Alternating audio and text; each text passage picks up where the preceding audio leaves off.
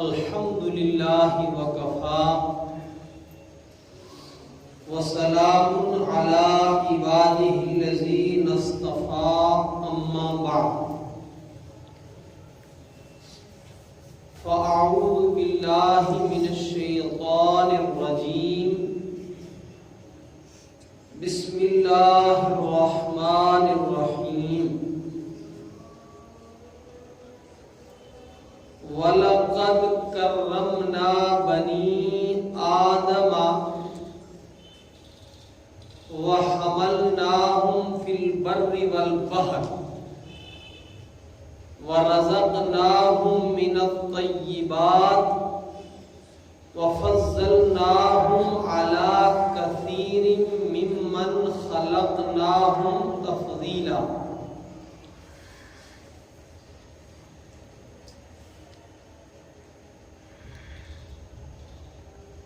صدق اللہ العظیم۔ اللہم صلی علی محمد وعلی آل محمد کما صلیت علی ابراہیم وعلی آل ابراہیم انک حمید مجید۔ اللہم بارک علی محمد وعلی آل محمد کما بارکت علی ابراہیم وعلی آل ابراہیم انک حمید مجید۔ اللہم صلی علی سیدنا محمد وعلی آل سیدنا محمد واصحاب سیدنا محمد وبارک وسلم۔ یا رب صلی وسلم دائما ابدا علی حبیبک خیر الخلق کلہم۔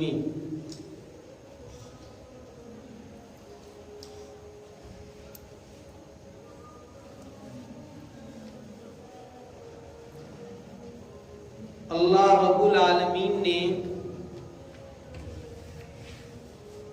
سورہ بنی اسرائیل کی اس آیت مبارکہ میں ارشاد فرمایا وَلَقَدْ كَرَّمْنَا بَنِي آدَمَ، ہم نے بنی آدم کو صاحب فضل و کمال بنایا۔ وَحَمَلْنَاهُمْ فِي الْبَرِّ وَالْبَحْرِ، اور جو چیز قیمتی ہوتی ہے، فضل و شرف والی ہوتی ہے، اس کو سہولیات دی جاتی ہیں، تو فرمایا وَحَمَلْنَاهُمْ فِي الْبَرِّ وَالْبَحْرِ، ہم نے اسے سواریاں عطا کی، خشکی میں بھی تری میں بھی۔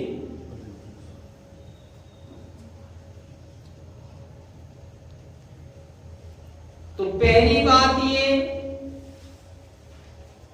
کہ انسان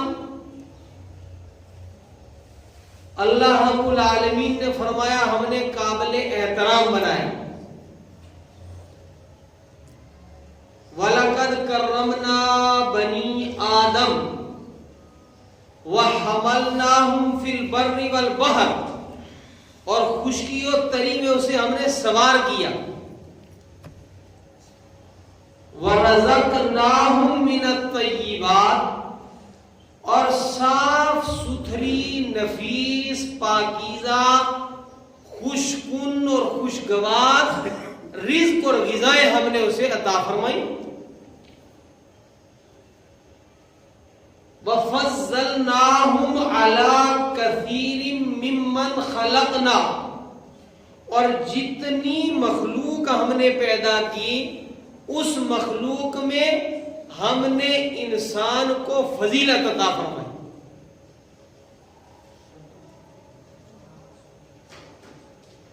بہت اہم درس ہے، توجہ سے سنیں۔ ہم سب انسان ہیں الحمدللہ، اور اللہ رب العالمین نے عرضی و سماوی مخلوقات میں سب سے بڑا شرف، سب سے بڑی عظمت، افضلیت، حسن و کمال، بناوٹ و سجاوٹ اس میں بلند رکھا ہے باقی مخلوقات سے انسان کو۔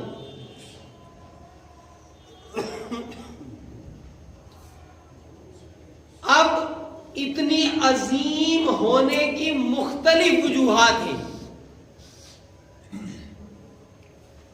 لیکن یاد رکھیں کہ بہت ساری دوسری مخلوقات ایسی ہیں کہ جو جزوی طور پر انسان سے بڑھ کر ہیں۔ مثلا اللہ تعالیٰ کی مخلوقات میں انسان سے بہت ساری دوسری مخلوقات جو ہیں وہ طاقت کے اندر بڑھی ہوئی ہے۔ بہت ساری اللہ کی مخلوقات میں سے ایسی مخلوق ہے کہ ان کا دیکھنا انسان کے دیکھنے سے زیادہ بہتر ہے۔ بہت ساری چیزوں کی قوت سونگھنے کی یہ انسان سے بہت زیادہ تیز تر ہے۔ بہت ساری ایسی مخلوقات ہیں کہ ان کی قوت سماعت یعنی سننے کی قوت انسان سے بہت زیادہ تیز تر ہے، اور بہت ساری مخلوقات چلنے میں انسان سے بہت زیادہ تیز چلتی ہیں۔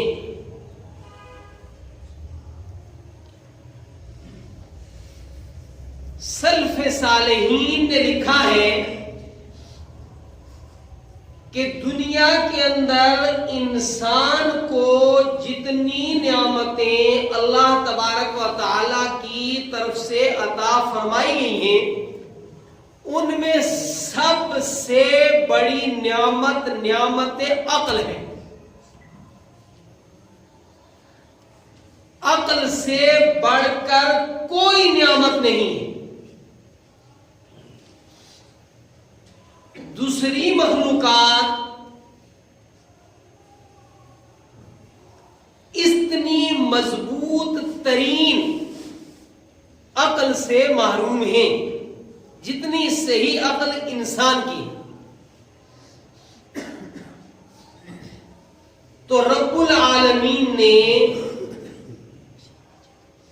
انسان کو دنیا میں جو بہت سی نعمتیں عطا فرمائیں ان میں افضل ترین نعمت عقل ہے، یہ یاد رکھیں۔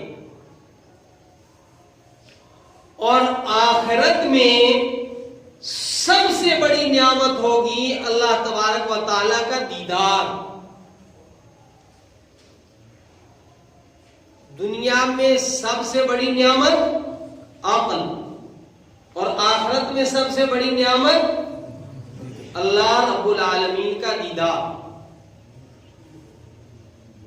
جو بات سمجھانا مقصود ہے کہ اللہ رب العالمین نے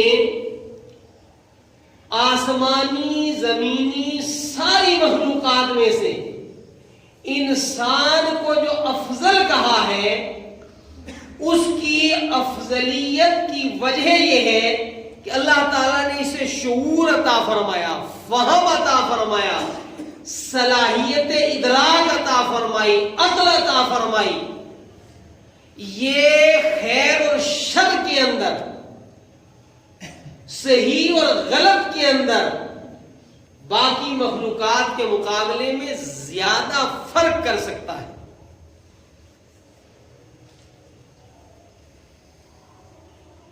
اب دوسرے مقام پر رب العالمین نے ارشاد فرمایا وَلَقَدْ ذَرَأْنَا لِجَهَنَّمَ كَثِيرًا مِنَ الْجِنِّ وَالْإِنسِ لَهُمْ قُلُوبٌ لَا يَفْقَهُونَ بِهَا وَلَهُمْ آذَانٌ لَا يُبْصِرُونَ بِهَا وَلَهُمْ أَعْيُنٌ لا یبصرون بها ولہم آذان لا یسمعون بها اولئک کالانعام بل هم اضل اولئک هم الغافلون. یہ سورہ اعراف کی آیت ہے وَلَقَدْ ذَرَأْنَا لِجَهَنَّمَ كَثِيرًا مِنَ الْجِنِّ وَالْإِنسِ. اس آیت مبارکہ کا مفہوم یہ ہے، رب العالمین فرما رہے ہیں کہ بڑی تعداد میں انسان اور جنات جہنم میں جائیں گے. یہ مفہوم عرض کر رہا ہوں. وَلَقَدْ ذَرَأْنَا لِجَهَنَّمَ كَثِيرًا مِنَ الْجِنِّ وَالْإِنسِ. اب یہ جو کثرت کے ساتھ جنات اور انسان جہنم میں جائیں گے، اس کی وجہ کیا ہے؟ لَهُمْ قُلُوبٌ لَا يَفْقَهُونَ بِهَا. اللہ تعالیٰ نے انہیں دل عطا فرمائے، اللہ تبارک و تعالی نے انہیں دماغ عطا فرمائے، لیکن وہ اس کا صحیح استعمال نہیں کرتے.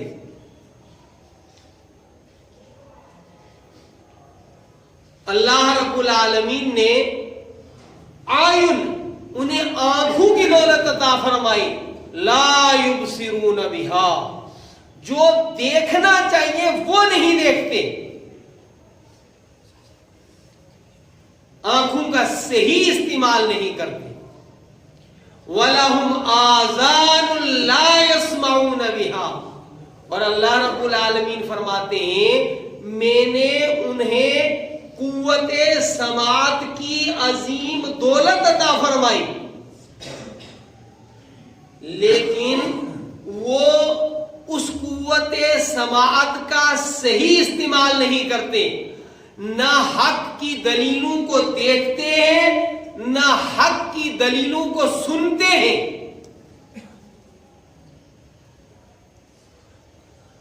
اور جو حق نہ سمجھے، اور حق سمجھ میں تب آئے گا جب انسان حق کو دیکھے گا، حق کی دلیلیں دیکھے گا.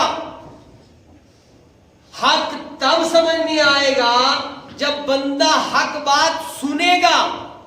جو نہ حق کو دیکھنے کو تیار ہے، یعنی حق پر مشتمل دلائل کو دیکھنے کو تیار نہیں، حق بات کو سننے کو تیار نہیں، اور دل و دماغ سے سمجھنے کے لیے تیار نہیں، یہ وہ ہے کہ ان تین نعمتوں کے صحیح استعمال نہ کرنے کی وجہ سے جہنم کا ایندھن بنے گی. اور فرمایا جو صحیح بات نہ سمجھے، جو صحیح سمجھنے کی کوشش نہ کرے، جو صحیح دلائل کو دیکھے نہ، اختلاف اللیل والنہار لآیات لأولی الالباب. یہ وسیع بکھری ہوئی کائنات انسانوں کو دعوت دیتی ہے کہ تم اس کائنات میں غور و فکر کر کے خالق کائنات کی عظمت کو پہچانو. یہ زمین و آسمان کے پیدائش، یہ شب و روز کا الٹ پھیر، ابھی دن ہے، دن غائب ہو جاتا ہے، رات آ جاتی ہے، رات کا گہرا اندھیرا رخصت ہو جاتا ہے، دن اپنی تابناکی کے ساتھ جو ہے نمودار ہوتا ہے. ان فی خلق السماوات والارض واختلاف اللیل والنہار لآیات لأولی الالباب. اصحاب عقل و فہم کے لیے اس میں نشانیاں ہیں، دلائل ہیں،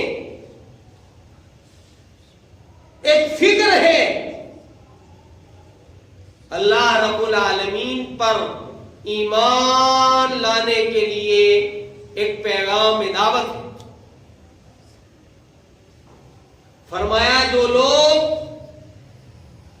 نہ سمجھتے ہیں، نہ صحیح بات کو دیکھتے ہیں، نہ صحیح بات کو سننے کی زحمت گوارا کرتے ہیں، اولئک کالانعام، فرمایا یہ جانور ہیں، یہ صفات کے اعتبار سے جانور ہیں، ڈنگر ہیں، حیوان ہیں۔ اولئک کالانعام بل ہم اول، بلکہ یہ تو حیوانات سے بھی بدتر ہیں، اس لیے کہ حیوانات شریعت کے مکلف نہیں ہیں۔ کل قیامت میں حیوانات کو یہ نہیں پوچھا جائے گا کہ آپ نمازیں پڑھتے تھے کہ نہیں، دوسروں کا حق ادا کرتے تھے کہ نہیں، صحیح بولتے تھے کہ غلط۔ وہ تو سارے حیوانوں کی ایک آواز ہے، وہ امریکہ والی گائے بھی وہی آواز نکالتی ہے، ہندوستان والی گائے بھی وہی آواز نکالتی ہے، لندن کا کتا بھی ویسی آواز نکالتا ہے، ہندوستان کا کتا بھی ویسی آواز نکالتا ہے۔ لیکن اے انسان، تجھے عقل و شعور کی دولت عطا فرمائی تھی، تجھے اس زندگی کا رب کائنات کے سامنے حساب دینا ہے۔ اور فرمایا کہ یہ انسان جانوروں سے بدتر کیوں ہو گئے؟ آگے جو الفاظ استعمال کیے، اولئک ھم الغافلون، یہ غفلت میں پڑے ہوئے انسان ہیں، بس جیسے چل رہی ہے زندگی چل رہی ہے، کوئی غور نہیں کرتے، فکر نہیں کرتے۔ ان الذين لا يرجون لقاءنا ورضوا بالحياة الدنيا واطمأنوا بها والذين هم عن آياتنا غافلون۔ ان الذين لا يرجون لقاءنا، یہ وہ ہیں غافل لوگ جنہیں ہماری ملاقات کی امید یقین کچھ بھی نہیں۔ وَرَضُوا بِالْحَيَاةِ الدُّنْيَا، یہ دنیا ہی کی زندگی پر راضی ہیں۔ وَاطْمَأَنُّوا بِهَا، دنیا کی زندگی پر مطمئن ہو کر کے بیٹھے ہوئے ہیں۔ وَالَّذِينَ هُمْ عَنْ آيَاتِنَا غَافِلُونَ، اللہ رب العالمین کی آیات کی طرف سے، نشانیوں کی طرف سے غفلت کے اندر پڑے ہوئے ہیں۔ کدھر جا رہے ہیں، کیا بول رہے ہیں، کیا دیکھ رہے ہیں، کیا کھا رہے ہیں۔ والذین کفروا یتمتعون یاکلون کما تاکل الانعام، بس عیش آرام اس طرح کھاتے ہیں جیسے حیوانات کھاتے ہیں۔ جو اس طرح کی زندگی گزارتے ہیں، رب کائنات فرماتے ہیں آگ ان کا ٹھکانہ ہے۔ اس مختصر گفتگو میں جو مضمون آپ کے ذہن میں اتارنا چاہتا ہوں کہ اللہ رب العالمین نے ہمیں دولت عقل عطا فرمائی ہے، اور عقل کا انسان کو استعمال کرنا چاہیے۔ ایسا نہیں کہ جانور کے سامنے جو ڈال دیا وہ کھا لیا، جو چاہے اس نے دیکھ لیا، جس کو چاہا اس کو سینگ مار دیا۔ یہ نہیں، کتا اس کا مکلف نہیں ہے کہ سب حاجی صاحب جا رہے ہیں، نمازی جا رہے ہیں، عادل جا رہا ہے کہ ظالم جا رہا ہے، جس کو دیکھا اس کو بھونک مار دی۔ میرے بھائیوں، نہیں، حیوان اور انسان میں فرق ہونا چاہیے۔ حیوان اور انسان میں فرق ہونا چاہیے. حیوان کی آنکھ پر کوئی قید نہیں جو چاہے دیکھے. کتے پر کوئی قید نہیں جہاں چاہے ببکی مار دے. حیوانات پر کوئی پابندی نہیں کہ آواز نہیں نکالنی.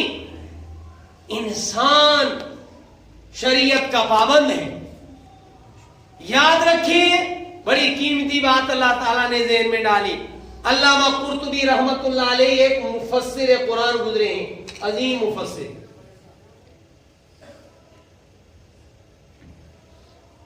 علامہ قرطبی رحمت اللہ علیہ نے فرمایا کہ شریعت کی مثال سورج کی ہے. شریعت کی مثال سورج کی ہے اور عقل کی مثال آنکھ کی ہے. عقل کی مثال آنکھ کی. جس بندے کی آنکھ سورج سے فائدہ نہ اٹھا سکے, سورج کی روشنی کے اندر غلط اور صحیح کو نہ دیکھ سکے, وہ اندھے کی آنکھ ہے. آنکھ تو ہے مگر کیا ہے؟ اندھی ہے. عقل ہمیں اس لیے اللہ تعالیٰ نے عطا فرمائی ہے کہ ہم شریعت کے سورج کی روشنی کے اندر دیکھ کر کے بولیں کہ ہمیں کیا بولنا ہے. ہم شریعت کے سورج کی روشنی میں دیکھ کر کے دیکھیں کہ ہمیں کیا دیکھنا ہے. ہم شریعت کی روشنی کے اندر دیکھیں کہ ہمیں کیا سوچنا ہے.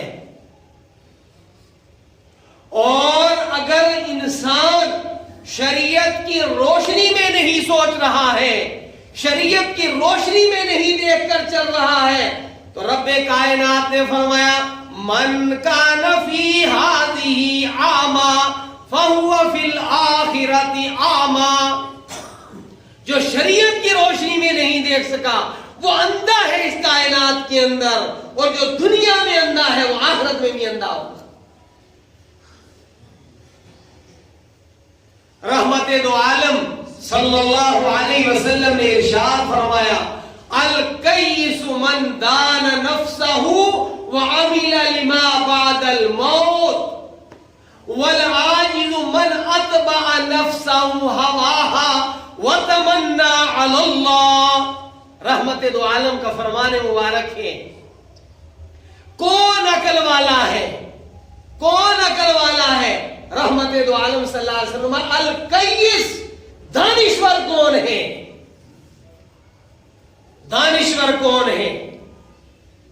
فرمایا دانشور وہ ہے, عقل و شعور رکھنے والا وہ ہے, من دان نفسہ وعمل لما بعد الموت, اور موت کے بعد کے لیے عمل کرے, اس لیے کہ دنیا مختصر ہے, آخرت کی زندگی لمبی.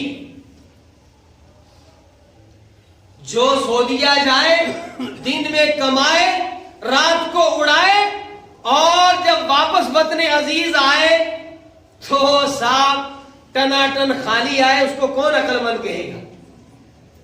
کوئی کہے گا عقل مند؟ جو وہاں ضرورت کا کھائے, ضرورت کا پہنے, بچا کے رکھے کہ مجھے باقی زندگی کے 20, 30, 40 سال اپنے وطن میں جا کر گزارنے ہیں, وہاں مجھے مکان بنانا ہے, زمین خریدنی ہے, دکان خریدنی ہے, عقل والا تو وہ ہوگا. الکیس من دان نفسہ وعمل لما بعد الموت. رحمت دو عالم سیدنا محمد رسول اللہ صلی اللہ علیہ وسلم نے فرمایا دانشور وہ ہے, عقل و شعور والا وہ ہے جو اپنے آپ کو پہچانے کہ یہ دنیا کی زندگی, فقال مالی وللدنیا وما انا والدنیا الا كراكب استظل تحت شجرۃ راح ثم تركها. رحمت دو عالم صلی اللہ علیہ وسلم نے فرمایا کہ دنیا کی اور میری مثال ایسی ہے جیسے راہ چلتا مسافر کسی درخت کے نیچے سستاتا ہے, پھر اس کو چھوڑ کر کے چل پڑتا.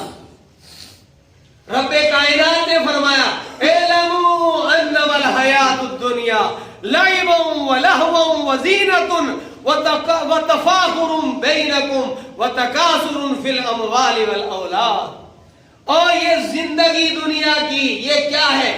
اعلموا، جان لو، غور سے سن لو، اس حقیقت کو پالو. اعلموا انما الحیات الدنیا، دنیا کی زندگی کیا ہے؟ لہو ولعب، کھیل ہے، تماشا ہے، اظہار زینت کا ایک عارضی سا منظر ہے. وَتَكَاثُرٌ فِي الْأَمْوَالِ وَالْأَوْلَادِ تَفَاخُرٌ بَيْنَكُمْ، کیا ہے؟